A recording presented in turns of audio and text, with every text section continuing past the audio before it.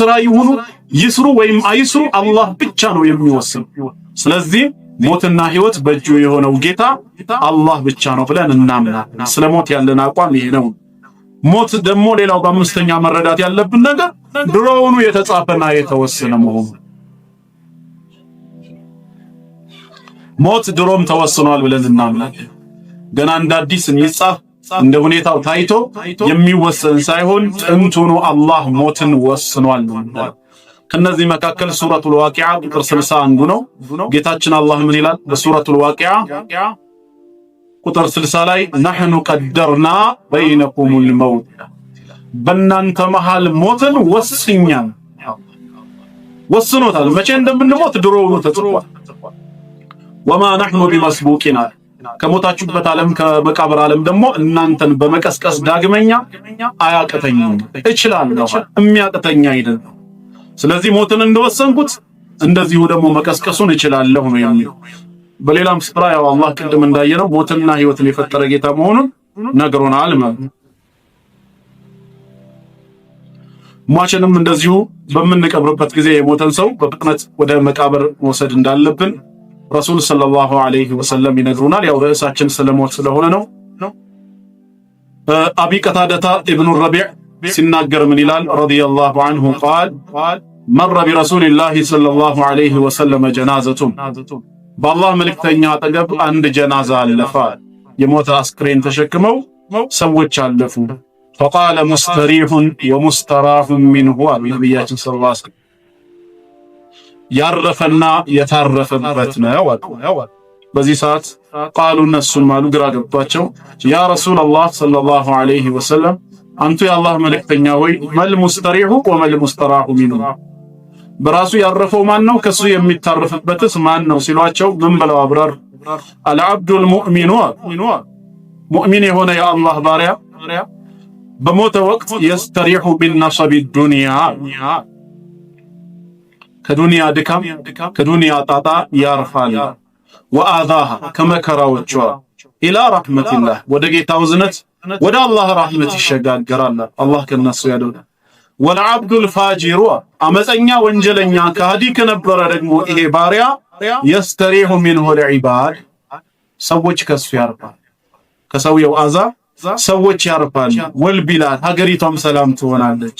ወሸጀሩ ወደዋብ ዛፎችም ተንቀሳቃሾችም ሁሉ ከዚህ ሰው አዛ ሰላም ይሆናሉ።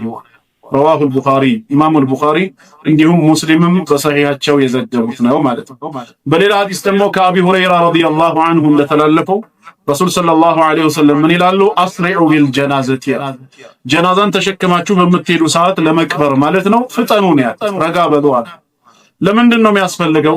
ፈኢንተኩ ሳሊሐተን ያቺ ጀናዛ መልካም ሳሊሃ አላህ ባሪያ ከሆነች ፈኸይሩን ትቀዲሙነሃ ምትወስዷት ወደ ጥሩ ቦታ ነው ወደ ጥሩ ቦታ ነው። ወኢን የኩ ሲዋ ዛሊክ ከዛ ውጪ ከሆነስ መጥፎ ፋጅር ከሃዲ ከሆነስ ፈሸሩን ተደዑነሁ ዐን ሪቃቢኩም ከትከሻችሁ ላይ ቶሎ አንስታችሁ የምትገላግሉት መጥፎ ነውና ስለዚህ ቸኩሏል። ሁሌም ወደ ቀብር ቦታ በፍጥነት የሚኬደው ለምንድን ነው? ኸይርም ከሆነ የተሸከምነው ወደ ጥሩ ቦታ እየወሰድነው ነው። ሸርም ከሆነ ከላያችን ላይ ሸርን እያነሳን ስለሆነ ነው ማለት ነው። ረዋሁል ቡኻሪ ወሙስሊም ቡኻሪና ሙስሊም የዘገቡት ነው ማለት ነው። እና ቢያንስ ሞት በሚለው ጉዳይ ላይ የተወሰነ ነጥብ እንድንረዳ ፈልጌ ነው። ስለ ሞት ያለን ግንዛቤ በአጭሩ ይህንን ይመስላል። ሞት ፈጣሪ አምላካችን አላህ በሰዎች ሁሉ ላይ የወሰነው በአደም አለይሂ ሰላም አለመታዘዝ በአደም ኃጢአት ምክንያት አይደለም የመጣው። ሞት ከኃጢአት ጋር ምንም ግንኙነት የለው። ሞት ከመልካም ሥራ ጋር ምንም ግንኙነት የለም። ቀድሞውኑ አላህ የሰው ልጆችን ሲፈጥራቸው በዚህ ምድር ላይ ዘላለም እንዲኖሩ አስቦ አይደለም የፈጠረው። ሰዎች ዘላለም የሚኖሩት በትንሣኤው ዓለም በዛ በትንሣኤው ዓለም ወይ በጀነት ወይንም ደግሞ በጀሃነም ካልሆነ በስተቀር ሌላ ህይወት የለም። ያው ከሁለት አንዱን መርጠው እንዲኖሩ እዚህ ዱንያ ላይ አመጣቸው። አጭር ህይወትን ሰጣቸው ሊፈትናቸው። በተግባር ይፈተናሉ። ፈተናውን ያለፈ ሙእሚን ጀነት ይገባል፣ የካደ ደግሞ ጀሃነም ይገባል ማለት ነው። ከዛ ውጪ በአደም ሰበብ በእኛ ላይ ሞት አልመጣም። መጀመሪያም አደምን ከመፍጠሩ በፊት አላህ ለመላኢካዎች የተናገረው ኢኒ ጃዒሉን ፊል አርዲ ኸሊፋ ወኢዝ ቃለ ረቡከ ሊልመላእ ጌታ ለመላእክት ባለ ጊዜ አስታውስ ምን አላቸው? ኢኒ ጃዒሉን ፊል አርዲ ኸሊፋ እኔ በምድር ላይ ምትክን አድራጊ ነኝ ያለው። አንዱ በሞተ ቁጥር ሌላው እየተተካ ትውልድ የሚቀጥል ሞት የሚባል ነገር አለ ማለት አደምና ሐዋ ጀነት ከገቡ በኋላ አትብሉ የተባሉትን የዛፍ ቅጠል ወይ ፍሬ ወስደው ከበሉ በኋላ እንደ አዲስ የመጣ ሐሳብ ሳይሆን መጀመሪያ ጀነትም ሳይገቡ ሳይፈጠሩም በፊት ሞት ተወስኗል። ኢኒ ጃኢሉን ፊል አርዲ ኸሊፋ በምድር ላይ ምትክ አደርጋለሁ ብሎ ነው የነገራቸው። ምትክ ማለት አንዱ ሲሞት ሌላው መሰሉን እየተተካ የአላህን ሸሪዓ የበላይ አድርጎ ምድርን በአላህ ሸሪዓ የሚመሩ ህዝቦች ኡመቶች ማለት። ስለዚህ የሞት ጉዳይ ድሮም የነበረ ነው ማለት ነው። ከኃጢአት ጋር የምናገናኘው ወይ አደም መሰራው እኛ ምን ሞትበት ምንም ምክንያት የለም።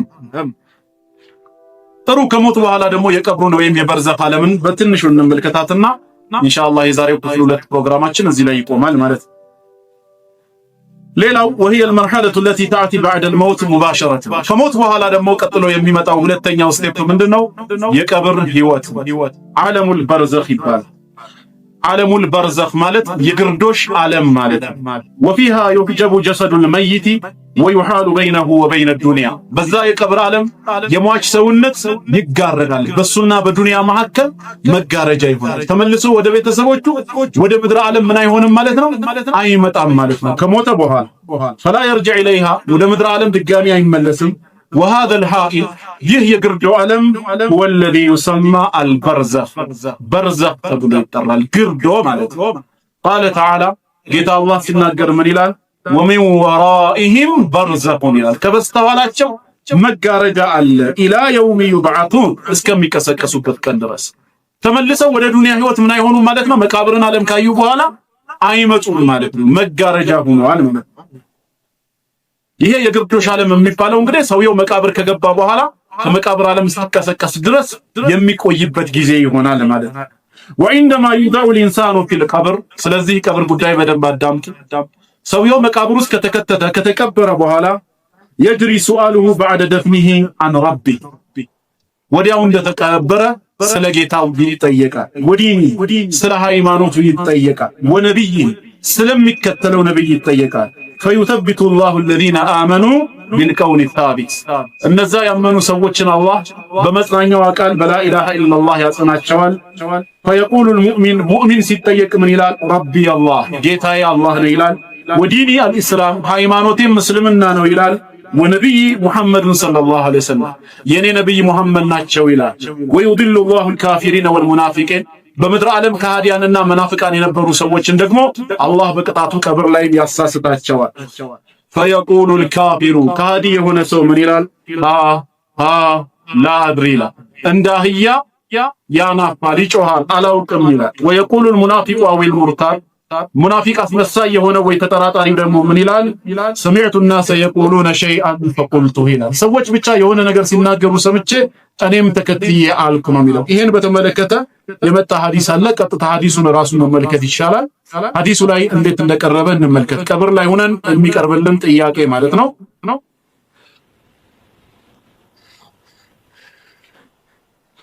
ረሱል ሰለላሁ ዐለይሂ ወሰለም ሲናገሩ አልዓብዱ ኢዛ ውዲዐ ፊ ቀብሪሂ አንድ የአላህ ባሪያ ቀብሩ ላይ ከተኖረ በኋላ መቃብር ላይ ካስቀመጡት በኋላ ወተወላ ዐንሁ አስሐቡ ቀባሪዎቹ ባልደረቦቹ ይመለሳሉ አለ። እሱን ከቀበሩ በኋላ ማለት ሲመለሱ ፈኢነሁ የስመዑ ቀረዐ ኒዓሊሂም የጫማቸውን ኮቴ ያዳምጣል። ሩሁ ምን ሆነች ማለት ነው? ተመልሳ ወደ ሰውነቱ መጣለች ማለት ነው። ይሄ የሞተው አካል ቀብር ከገባ በኋላ ሩህ ወደ ሰውነቱ ወዲያው ይመለስ። ከዛ በኋላ ሩህ ወደ ሰውነቱ ሲመለስ የጫማቸውን ኮቴ ያዳምጣል። አታሁ መለካ ሁለት መላእኮች ወደሱ ይመጣሉ። ፈዩቅዒዳኒ ያስቀምጡታል። ፈየቁላኒ ለሁ ለሱም ይሉታል ማ ኩንተ ተቁሉ ፊ ሃዛ ረጁል ሙሐመድ ሰለላሁ ዐለይሂ ወሰለም በምድር ዓለም እያለህ ስለዚህ ነብይ ስለ ነብዩ ሙሐመድ ሰለላሁ ዐለይሂ ወሰለም ምን ትል ነበር ብለው ይጠይቁታል። እሱም ፈአመል ሙእሚን አማኝ ከሆነ ፈየቁሉ ይላል አሽሀዱ አነሁ ዐብዱላሂ ወረሱሉሁ የአላህ ባሪያና መልእክተኛ መሆናቸውን መሰክራለሁ ይላል። ፈዩቃሉ ለሁ በደንብ አዳም ይሄን እውነተኛ ምስክርነት ከሰጠ በኋላ ደግሞ ከዛም እንዲህ ይሉታል انظر الى مقعدك في النار ከእሳት ወደ ሆነው መቀመጫ ተመልከት። قد ابدلك الله به مقعدا في الجنه አላህ ከጀነት የሆነ መቀመጫን ቀየረልህ ይሉታል። فيراهما جميعا ሁለቱንም ይመለከታቸዋል። فيفسح له في قبره ቀብሩን አይኑ በሚያየው እንዲዘረጋለት ይደረጋል ማለት ነው። ወአመል ሙናፊቁ አው الكافر አስመሳይ መናፍቅ የነበረው ወይም ከሃዲው ደግሞ በሚጠየቅ ሰዓት ምን ይላል? فيقال له ይባላል ما كنت تقول في هذا الرجل ስለዚህ ሰው ስለ ሙሐመድ ሰለላሁ ዐለይሂ ወሰለም ምን ትል ነበር በምድር ዓለም ሳለ ሲሉት فيقول لا ادري እኔ አላውቅም كنت اقول ما يقول الناس ብቻ ሰዎች የሚሉትን ነገር እል ነበር ይላል። فيقال له ለሱም ይባላል اللهم نجينا لا دريت ولا تليت ምንም አላወቅም ምንም አላነበብክም ويضرب بمطارق من حديد ضربة አንድ ጊዜ ብቻ ከብረት በሆነ መዶሻ አናቱን ይመቱታል። የዛኔም ሲመቱት فيصيح صيحة يسمعها من يليه غير الثقلين ከሰዎችና ከጂኒ ውጭ ያለው ፍጥረት ሁሉ ሊሰማው በሚችል መልኩ ትልቅ የሆነ ጩኸትን ይጮሃል። ያ ቅጣት በሚደርስበት ጊዜ ማለት ይሄ ምንድነው የሚያሳየን? እንግዲህ ቀብር ውስጥ ጥያቄ አለ። ስለዚህ ቀብር ላይ ለሚቀርብልን ሶስት መሰረታዊ ጥያቄዎች ትክክለኛውን መልስ ለመመለስ ስለ ጌታችን አላህ ስለ ረሱላችን ሰለላሁ ዐለይሂ ወሰለም እንዲሁም ስለ ሃይማኖታችን ዕውቀታችንን ማሳደግ ኢማናችንን ማጠናከር አለብን። ያው ኪታብ ኡሱሉ ሰላሳም ሐሙስና ዓርብ በአላህ ፍቃድ እንደጀመርነው ማለት ነው።